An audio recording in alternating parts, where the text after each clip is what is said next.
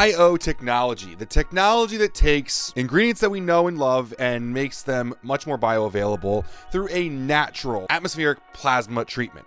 No chemicals, no additives, nothing that, the guys at Whole Foods have to worry about. This stuff takes ingredients like collagen, protein, amino acids, plant proteins, and makes it more bioavailable for your body so that you end up with higher blood plasma levels of those constituents of those ingredients that you're looking for. So whether it's an amino from protein or it is aminos from aminos, it's going to boost that absorption. I'm going to underline again, there's no added chemicals, there's no enzymes, there's nothing being done to this that isn't natural. Cold atmospheric structure changes that better expose the protein's peptide bonding sites. We're going to shift the arrangement of the molecules, increase the protein's surface area, which improves the solubility and dispersibility of the protein powder. It's well known that surface area increases dispersibility, wettability, and sinkability. One nice little added bonus that I'm going to throw in here is that we've had issues sourcing lecithin with certain world issues going on right now that I don't really want to name and talk about, but getting lecithin is a little bit more annoying. And with improved mixability, we actually reduce the need for lecithin, which helps out a lot with supply chain constraints right now. This is backed by 10 plus studies, so let's talk about some of the data that supports this technology. First off, we're going to talk about Whey. Whey was the first ingredient studied in this. We'll talk about some other ingredients that eventually got studied, but first we'll start off with Whey. There was a research study in 2019, crossover design on healthy young men. 12 healthy aged men, ages 19 through 32, for a randomized crossover design. Each participant got either 29.6 grams of whey protein isolate or 29.6 grams of IO-treated whey protein isolate. They tested the participants' plasma for EAAs and BCAAs. I gotta note for 1 second, BCAAs are EAAs because people always lose their mind over BCAA comments. I know. Pre-consumption, 30, 60, 90, 120, and 180 minutes post-consumption. After a 6-day washout, they crossed over and had the participants try the other. So WPI went to the IO and IO went to the WPI. Now the data collected is quite astonishing. Plasma EAA, plasma BCAA, and plasma leucine at 30, 60, 90, and 120 minutes were significantly elevated above just normal WPI. At 180 minutes, I will say they are rather close, though they are still elevated. It's not as much of a difference at that point. Total area under the curve for plasma EAA, BCAA, and leucine was significantly greater by 55.2%,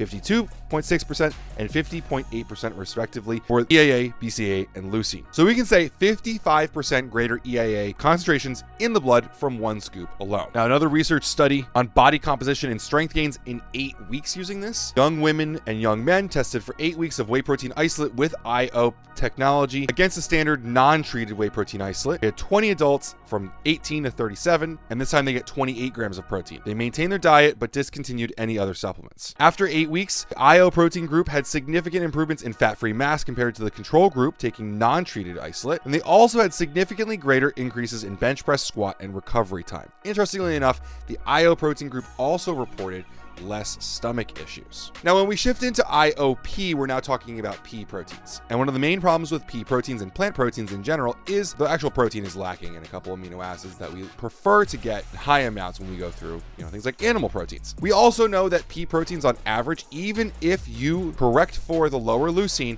still don't build muscle as well. So a year after that last study, a similar study was published, but this time involving some new challenges. Plasma-treated pea protein versus untreated hydrolyzed whey protein isolate. So now we're comparing IOP versus hydrolyzed isolate, standard pea versus plasma-treated pea, untreated hydrolyzed whey protein isolate versus plasma-treated non-hydrolyzed whey protein isolate. So we're now comparing hydrolyzed whey protein isolate versus a IO-treated normal isolate. So like a better than normal isolate versus this plasma-treated, and a standard BCAAs versus an IO BCAAs. And we got a lot of different things to break down here. Now, they did washouts, 7-day washouts between 2 sets of men, 10 participants in each cohort, and then swapped them after the 7-day washout. And what we find, IOP in plasma EAA worked so effectively that there was no significant difference between hydrolyzed whey isolate and IOP. So that's very interesting considering the issues with EAAs in plant proteins most of the time. Now, IOP versus standard pea protein had a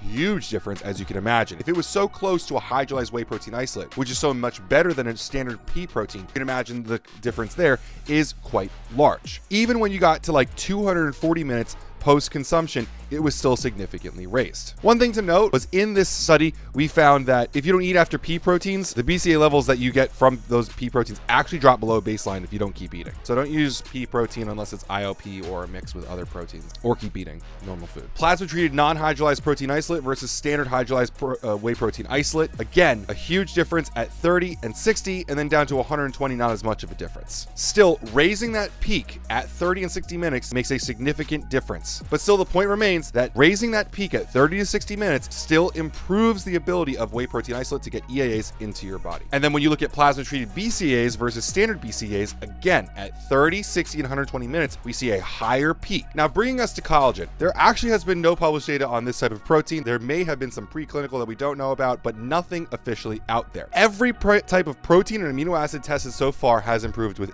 IO technology. Now, collagen's amino acid profile is very high in glycine, proline, and hydroxyproline, yet low in BCAAs. So logically, we couldn't expect or imagine that this would help the absorption and integration of those EAs and BCAAs that it's low in, while not having to add any more. But what the point of IO collagen is that less is more. You don't have to increase collagen. You don't have to add amino acids to correct for issues with collagen. Although I would always say, if you're looking for muscular recovery, if you're looking for hypertrophy, collagen is just not a good idea to start off with. Even if you do add in something like IO there, which you definitely do like, I don't imagine that it's going to correct for that. That being said, the amino acids that we are looking for from collagen, like glycine and proline, which help out with collagen production, probably going to see an increase in absorption there. But again, we don't have any data on this yet. So where can you find this? Currently, IO Whey is in Performix IO Whey, and IOP is in Caged Plantain, and MyProtein, the IOP.